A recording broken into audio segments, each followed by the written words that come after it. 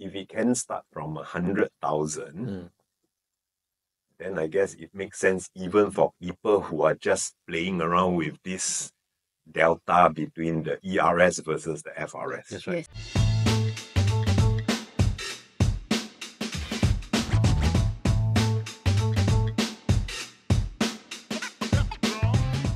After I withdraw, I do not need to find a package that would actually be able to be equal or to beat the RA's returns, the retirement accounts returns, as long as I can get flexibility and there's a bit of a discount that I need to accept for that flexibility versus keeping it in RA where there's no flexibility. Yeah. So if RA is able to pay me 4%, but then, so keeping the full ERS will pay me the 4%, but then taking out a portion of it, I must accept that I won't be able to get the 4%, but in exchange, I'm having a pot of money that, depending on emergencies and the family situation, I can withdraw it anytime. Yes. So having set to you that same sort of investment criteria, you have now come back with a few proposals for us to consider. For yourself also, because we actually also know about some of the solutions you already have, so we didn't want to do a repetition. Of course. Yeah, so that's why we went to do some form of study, and then we get a totally new, different perspective. Okay.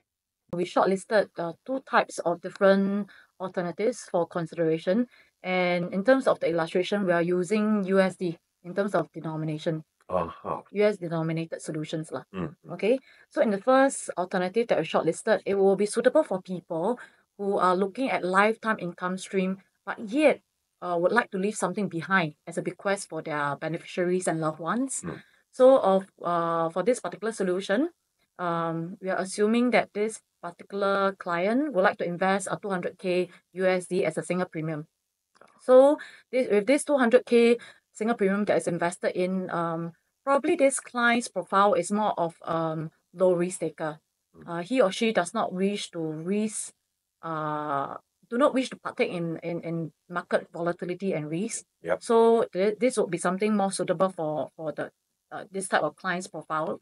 And with this 200K single premium put in, from the 37th month onwards, year 3. Yes, and end of the year 3. End of year 3. The client will be able to enjoy a monthly income stream of $758 every month perpetually. Until death. Yeah, but as long as he or she lives. Okay. So and let's say by the time he reaches the age of 65, let's assume that he decides to surrender. Would there be such an option available, which is 10 years later? The answer is yes. So the projected surrender value will work out to be about 169K, of which the guaranteed amount is 160K guaranteed. And it has not included in the monthly income payout that he or she has been enjoying for the past 7 years. Yes. Yep. Correct. So that worked out in terms of the payout, right? Another 67K. So altogether, projected surrender value plus total payout will work out to be more than 230K. Should he decide to call it a day? That is at age 65. Yes. But then, assuming that the health and the other parts of the savings and investments are doing okay, then at age 65, there's no need to then surrender. Correct. So how then does the fund accumulate more profits? But the payout of $700 per month continues. Yes. Correct. It continues. So let's assume that the person decides to keep this and enjoy the perpetual income stream. And eventually death happens at the age of 95. Okay. So with that, the total guarantee plus non-guarantee income stream payout will work out to be 125K plus 210K respectively. And with the projected death payout of 213K, altogether the projected amount received by the client will work out to be more than $500,000, which is 549K, and this will be a projected yield of around 4.02% per annum. So at age 95, will there also be a lump sum that is paid out to the beneficiaries? That's part of the sum assured that we talk about just Yes. now. 213,000. Okay. Yes. So that's 213,000, but the other parts are the monthly payments. Correct. Correct. Okay. So we're assuming that you have been receiving for the past 37 years, Yeah. about 37 years. So that works out to be about 330-ish, right? And plus the sum assured of 200,000, that's where you get a $500,000 as a total package, basically. Okay. Yeah. So about 300,000 was used by me. Yes. As I get to 95, and then at 95, I pass on, and then my family receives 200. Yes. Over 1,000. Yes. US dollars. US dollars. Okay. Yeah. Okay. So the interesting thing about this, or you can say that the beauty about this is that the capital that you put in remains intact all the way for you to pass on to the next generation as a form of bequest. Yeah. So even if I were to pass on at say age 82, that 213,000 is still the insurance payout. Yes. That's the death benefit. Death benefit. That's right. It is just that if I were to pass on at 82, I've merely collected fewer years Yes. of the perpetual payment. That's right. Okay. Not bad returns. Okay. Okay. That means the 200,000 of initial capital that I take out is actually sort of that sum of money given to my loved ones. That's right. So you're actually enjoying the interest or the payout that's given. So and that starts from year 4, first month of year 4. That's right. Okay, so the only main downside risk here then is whether USD versus Sing dollar. Correct. And if Sing dollar costs keep going up, that's right, and the USD exchange never improved, say it remains flat against Sing dollar, then in that case, it is a diminishing pot of monthly income that I'm getting versus Sing dollar. Correct. And given that yesterday's election results probably indicates that future healthcare costs will continue to go up. Yes. As what our government has been warning us about, because the government themselves are very concerned and probably projecting for more and more expensive retirees' expenses as well as medical expenses. Yes. So the main risk here then is the FX risk. Okay. Right. Yep. So in summary, this particular solutions provides 105% of the premiums put in as death and terminal illness coverage, in addition to the payouts that one can receive from the plan, which is monthly. Yes, and there's a day one surrender value of 80% of the premiums put in, and that's guaranteed black and white in the contract. In this case, do I have an option of not withdrawing from the monthly payout from year 4, month 1? Yes, you can. You can actually choose to redeposit back the coupon back to the company. So in which case, then making it equal to how CPF would be paying me at age 65. For 7 years, I do not take the monthly payment. Correct. I can still keep it in the fund. Yes. And then at age 65, first month, then I decide, let's start taking the monthly payment. You can. Yeah. You can. In fact, you have already accumulated 7 years of coupon with interest. Yeah. That amount can be withdrawn anytime as a lump sum as well. Let's say you want to reward yourself, pat the back on the back to have a 65-year-old big party, right? You can take out the 7 years coupon, use it up, then your 8th year, you continue to receive the monthly payout. Okay. Yeah. Okay. But then the monthly payout should be higher by then. No, it stays the same. Constant. It's constant. Because you already started. The reinvested dividend don't get additional dividend on the dividend. There's some interest that is projected inside. Okay. Yes. Which is definitely higher than what the current bank savings rates are giving. Yeah. Yes. Yeah. So the current deposit rate is at 3% per annum. Oh, it's 3. Yes. Okay. Which is still lower than RA's 4, but then the flexibility is any time to Correct. be withdrawn. Okay. Yep. Okay, and why a lot of people would like,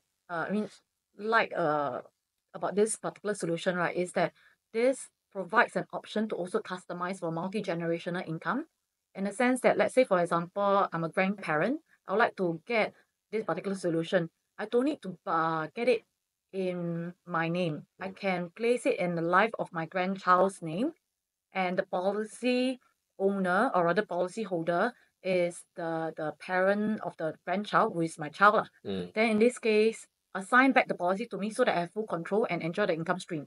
Then when I pass on, if I've done my estate planning properly, I would be able to pass on this particular plan to my child, who then can continue enjoying this income payout.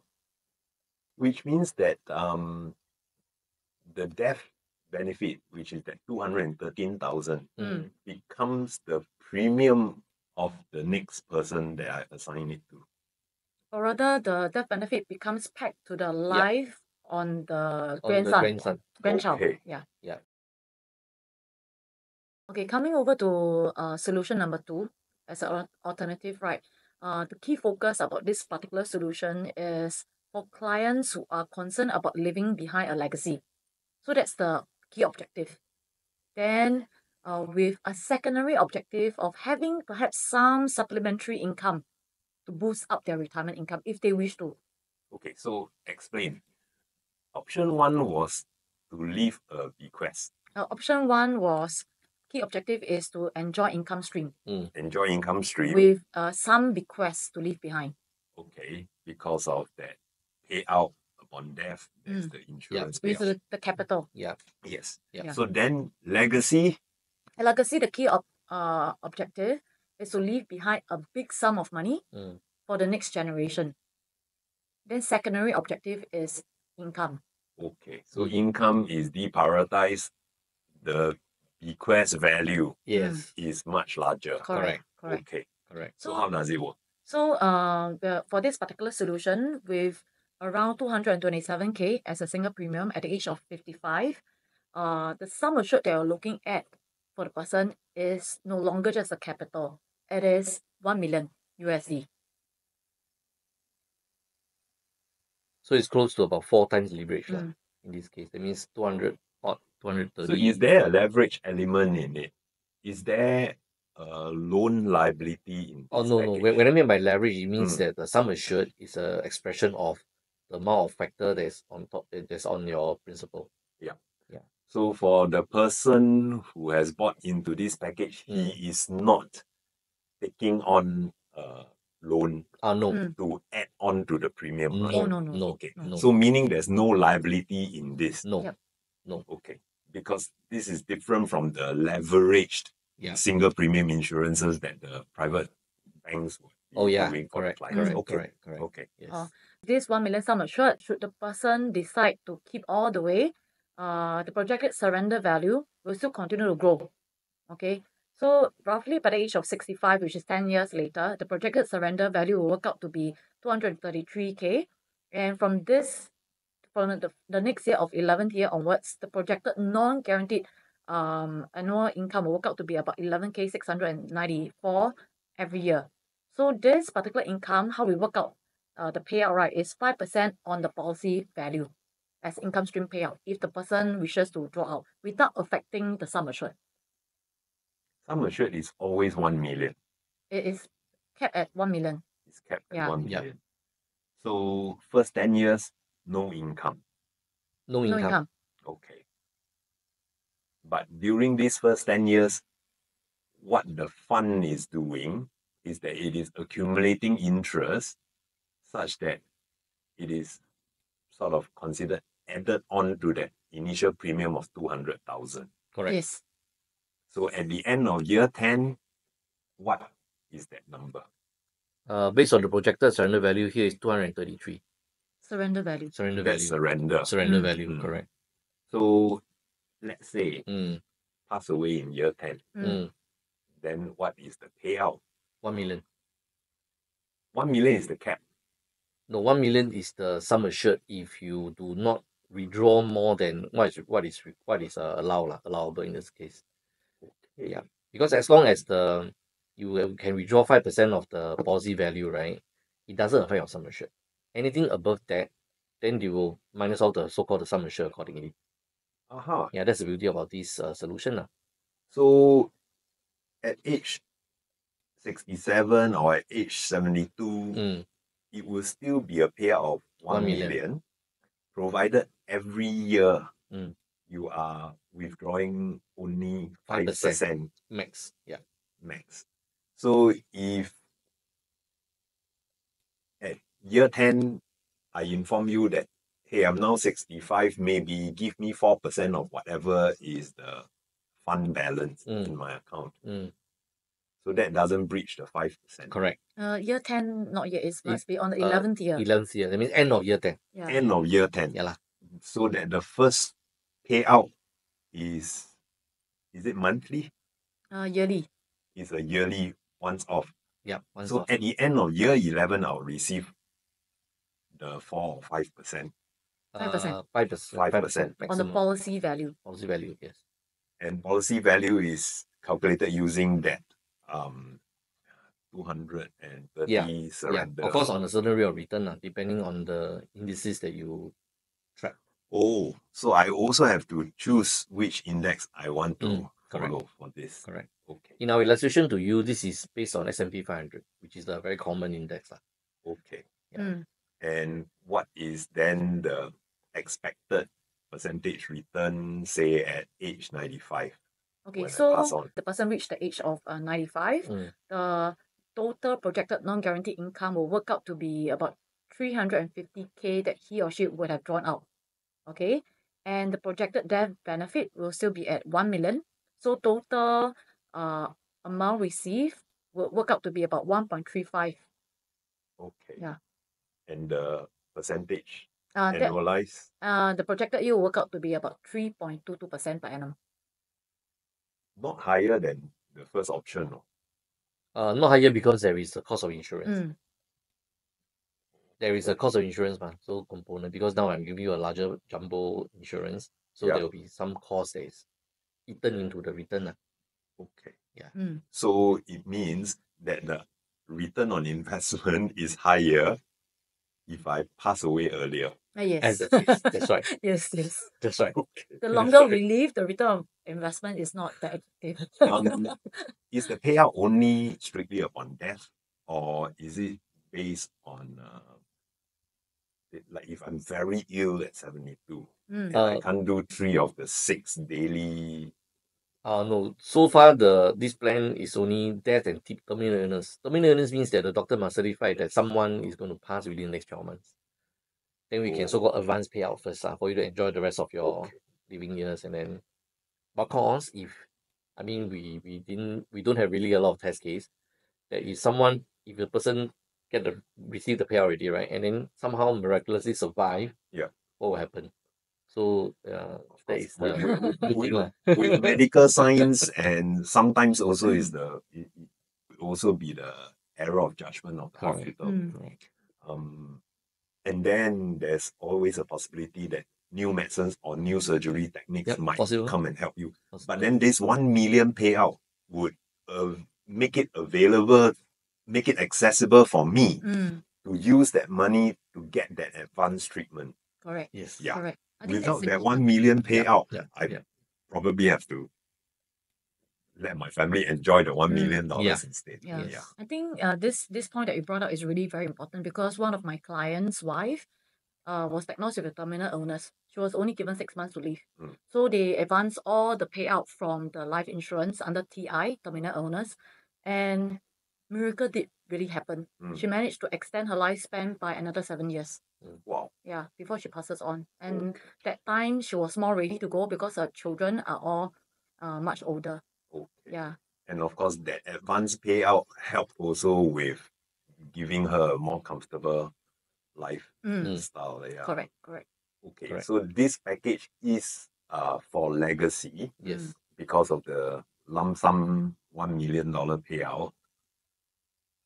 And of course, the income only starts from year 11. And the income is not a monthly payout, it's an annual payout. Yeah. Okay. Correct. So the other point about this plan is that since it's capped on, since the underlying is tracking the indices, right? There will be people will be concerned about market volatility. Yes. What Okay. happens if the index drops? Correct. Yeah. So there's downside protection with a floor rate of 0%. So should, for example, yesterday S&P crash 20-30%, the client also don't need to worry because there's a floor rate that's secured at 0%. So when do they benchmark the index? Every month or between starting point of signing up the insurance, that day you use the index, and then a year later again you benchmark? Correct. So what happens is, if because this is a single premium entry, right? So there is this auto premium spread feature in the plan itself. They will not straight away invest or track the whole index as a lump sum. They just bring 12 segment, right? So first month segment, they will compare 1 year later what's the S&P number. Okay. To determine, and then second month, second segment, you again another 1 year later. Okay. So it's always based on segments comparison.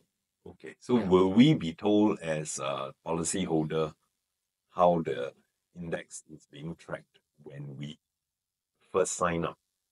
Yes, you will be told how it is done, and then of course, every year when the segment has a interest rate declared, right, you'll be known. Oh, yeah. Okay. So the next year's report, they will give say, me what happens in the last 12 months. Correct. So if in the last 12 months S&P didn't perform positively, yes, then we have a zero return for that particular year. return. But my principal that I paid in, the 200,000, would remain there for the first 10 years, but subsequently that surrender value will always be from year 11 on. At the end of year 10 will be the 230,000. 233,000. Okay, this 233,000 is assuming a certain real return. Currently, if it is at zero return, or zero, then you get, then you'll be 200,000. No, it goes you the minus charges. The insurance charges, insurance charges, and all that kind of stuff. Okay.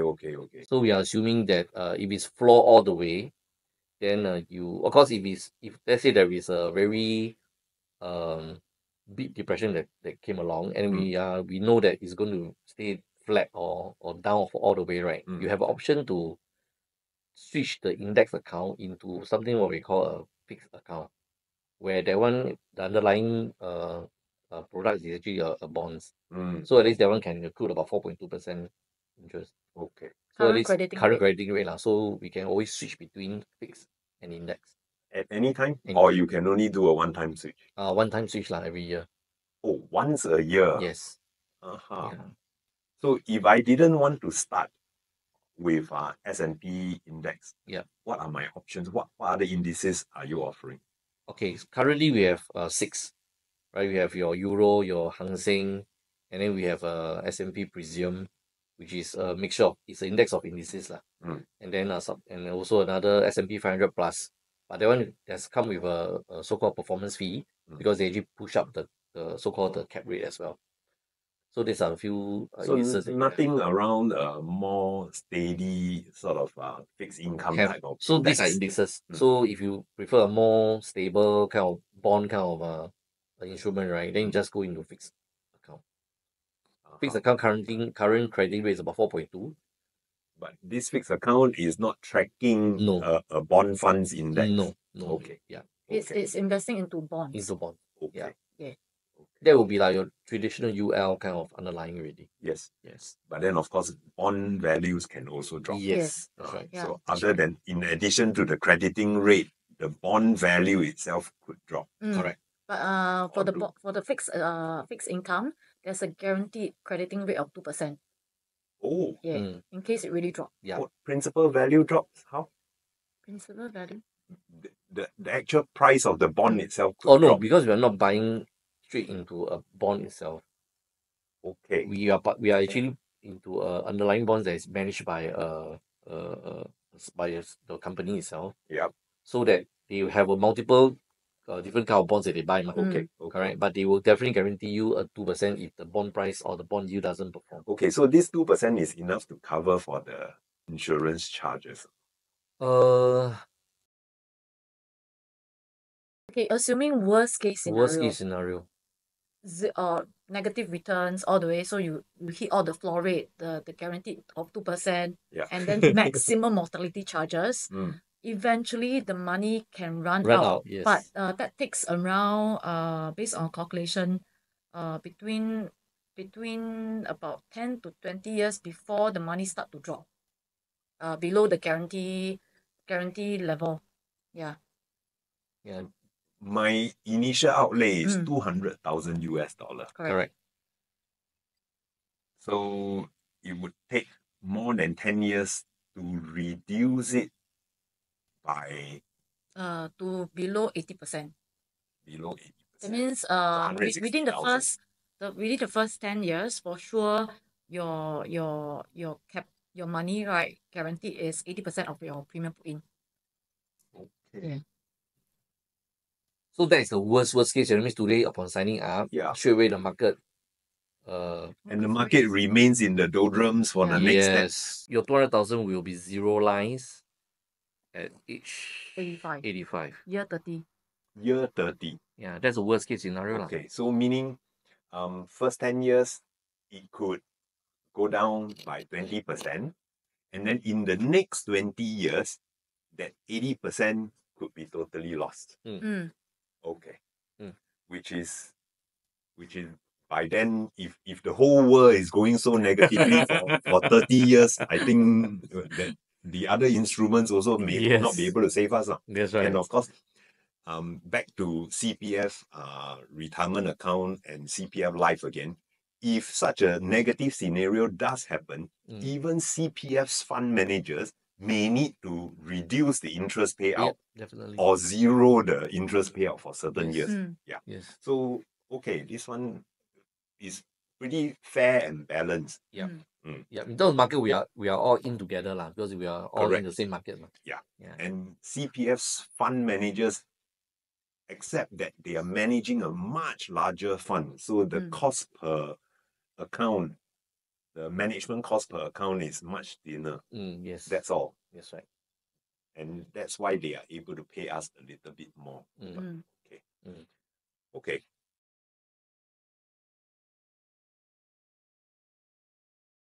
To add on to this second solution pointer, right, is that with the downside protection floor rate of 0%, it also comes with a cap rate, depending on what indices we choose. So for example, if I choose S&P 500, my cap rate will be at 9% on the amount that I can earn, even if market is to perform at 20%. To be fair. Yes, so if I choose gold indices, my cap rate will be at 13.5%. If I choose, for example, Prism, my cap rate will be at 11.5%. Okay. Cap rate is the maximum ceiling that we can go for that year. So the money manager, the fund manager will take the extra as a bonus. Yeah. I would enjoy that 13%, but anything above it, fund manager will keep it. Okay. Okay. Understood. And like what we have said on earlier, to reiterate, from the 11th year onwards, should the client decide to withdraw income stream, he or she can enjoy 5% penalty-free withdrawal from the policy value. But he or she also if he or she don't need that income stream, no need to withdraw. Just let it compound and accumulate. Okay. Yeah.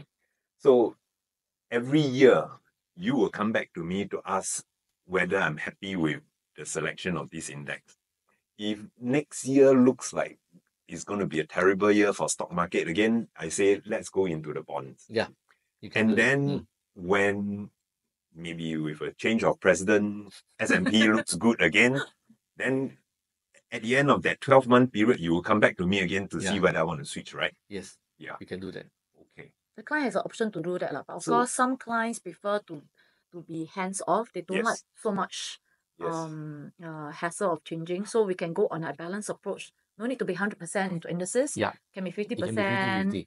Right. Indices, 50% to fixed income, or 70% okay. to indices, 30% to fixed income, so that they can really enjoy the retirement instead of being bogged down by others. Okay. Yeah. Okay. Good. The yearly switching, if let's say every year you switch, will it incur? Is there a switching cost? Oh, no, No currently charges. no charges. No charges. It's free reallocation. They call it reallocation of my funds. Yeah, but Yeah. it's still back to the very basic teaching that if you want your wealth to be protected and then to grow, you really do need to do some homework. Yeah. And you have to actually pay attention to the market. There's no such thing as a fire and forget. The real fire and forget is just leave it with CPF. And you have to trust that the CPF managers are performing well. Correct. Yeah. Clients, they can contact you directly to understand these packages came from where, your scenario studies and your the different alternatives and your spreadsheets and all, they can contact Kelvin and Jenny. Correct. We'll be more than glad to have a discussion with them. And of course, we will definitely be looking at customizing for each of them, because everybody's circumstance is different. And the scenario is different. Correct. Which is why CPF's offer is actually a little bit rigid. And that's why I went along this path of looking for alternatives. Okay. Okay. Thank you very much. Thank you. Thank you, Mr. Goh.